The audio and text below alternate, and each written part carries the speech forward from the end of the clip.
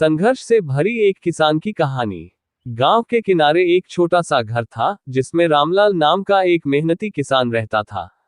रामलाल की जिंदगी का हर दिन सूरज उगने के साथ शुरू होता और खेतों में काम करते हुए बीतता। उसके पास थोड़ी सी जमीन थी, जिसे वह अपने खून पसीने से सींचकर उपजाऊ बनाता। रामलाल का जीवन संघर्षों से भरा था। एक साल बारिश समय पर नहीं हुई और उसकी फसल बर्बाद हो गई। पूरा गांव सूखे की मार झेल रहा था। लोगों ने कर्ज लेकर अपने दिन काटने शुरू कर दिए, लेकिन रामलाल ने हार नहीं मानी।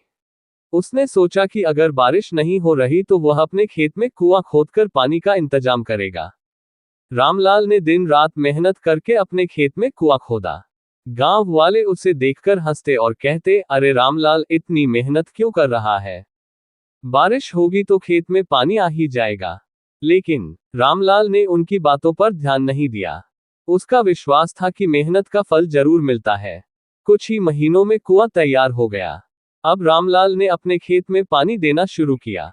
उसने फसल के लिए नई तकनीकों का इस्तेमाल किया और देखते ही देखते उसकी फसल लहलहाने लगी। जिस साल गांव के बाकी किसान सूखे की वजह से परेशान थे, रामलाल की मेहनत रंग लाए और उसकी फसल ने उसे अच्छा मुनाफा दिया। रामलाल की सफलता को देखकर गांव वालों को भी प्रेरणा मिली। उन्होंने भी अपने अपने खेतों में कुएं खोदने और नई तकनीकों का इस्तेमाल करने की शुरुआत की। धीरे धीरे पूरे गांव में खुशहाली लौट आई। रामलाल न केवल अपनी मेहनत से सफल हुआ, बल्कि उसने ये भी सिखाया कि अगर मन में विश्वास और मेहनत का जज्बा हो, तो किसी भी कठिनाई का सामना किया जा सकता है। उसकी कहानी पूरे गांव के लिए प्रेरणा बन गई। इस तरह एक साधारण किसान की मेहनत और दृढ़ संकल्प ने न केवल उसकी जिंदगी बदली, बल्कि पूरे गांव की तस्वीर बदल दी।